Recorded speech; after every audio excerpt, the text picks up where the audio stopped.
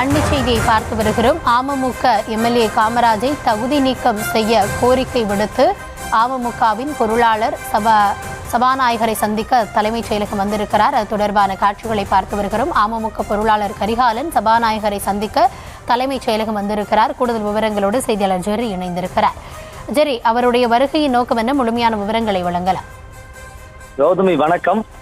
சென்னை தலைமைச் செயலகத்தில் அமமுகவிலிருந்து நீக்கப்பட்ட சட்டமன்ற உறுப்பினர் காமராஜ் மீது தகுதி நீக்க செய்ய வேண்டும் என்று சபாநாயகரை சந்தித்து முறையிடுவதற்காக அமமுக பொருளாளர் கரிகாலன் தலைமைச் செயலகத்திற்கு வருகை தந்திருக்கிறார்.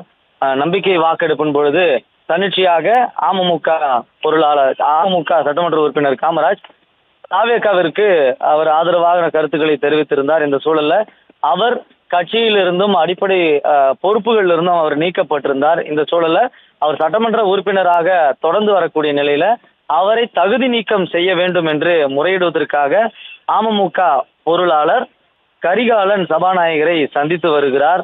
அதாவது தாவேகாவுக்கு தன்னிச்சையாக ஆதரவளித்த அமமுகவினுடைய மன்னார்குடி சட்டப்பேரவை உறுப்பினர் காமராஜ் கட்சியினுடைய அடிப்படை உறுப்பினர் பொறுப்புகள் உள்ளிட்ட அனைத்து பொறுப்புகளிலிருந்தும் நீக்கி வைக்கப்படுவதாக அமமுக பொதுச் செயலர் டிடிவி தினகரன் அப்பொழுது அறிவித்திருந்தார். அது குறித்த ஒரு அறிக்கையில் கூட என்ன காரணம் என்று விரிவாக தெரிவித்திருந்தார்.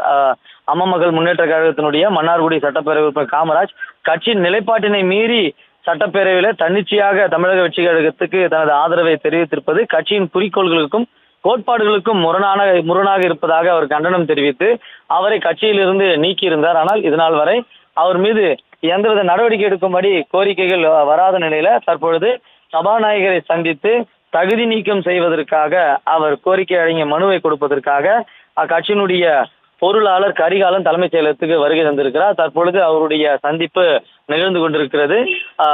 சபாநாயகரை சந்தித்த பிறகு விரிவாக செய்தியாளர்கள் சந்திப்பில் அடுத்த கட்ட நடவடிக்கைகள் குறித்தும் விரிவாக பேச இருப்பதாகவும் தெரிவித்துவிட்டு சபாநாயகரை சந்திக்க சென்றிருக்கிறார். கௌதமி,